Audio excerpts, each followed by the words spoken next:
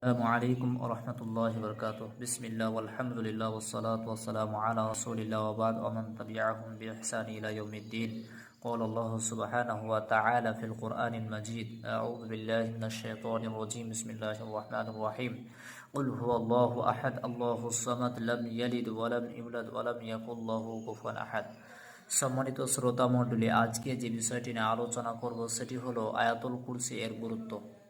এ সম্পর্কে একদা নবী করিম সাল্লাল্লাহু আলাইহি ওয়াসাল্লাম উবাই ইবনে কাব রাদিয়াল্লাহু তাআলাকে জিজ্ঞেস করলেন, হে কাব, পবিত্র কোরআনে মর্যাদার দিক দিয়ে সবচেয়ে বড় আয়াত কোনটি? তখন তিনি বললেন, আল্লাহু ওয়া রাসূলু আ'লামু, অর্থাৎ আল্লাহ এবং তার রাসূলই ভালো জানেন।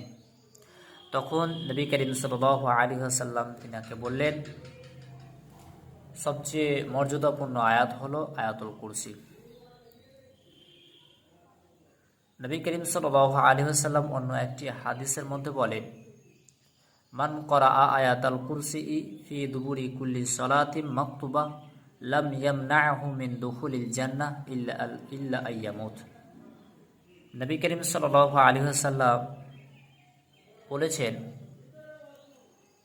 যে ব্যক্তি প্রত্যেক ফরজ সালাতের পরে আয়াতুল কুরসি পড়বে তাকে কোনো কিছুই বাধা দিতে পারবে না জান্নাত যাওয়া হতে, অর্থাৎ জান্নাত যেতে তাকে কোনো জিনিসে বাধা প্রদান করতে পারবে না ইল্লা আইয়ামত, অর্থাৎ মৃত্যু ব্যতীত, অর্থাৎ সে মরলেই জান্নাত, অর্থাৎ মৃত্যু ব্যতীত তাকে কেউ আর জান্নাত যাওয়া হতে বিরত রাখতে পারবে না।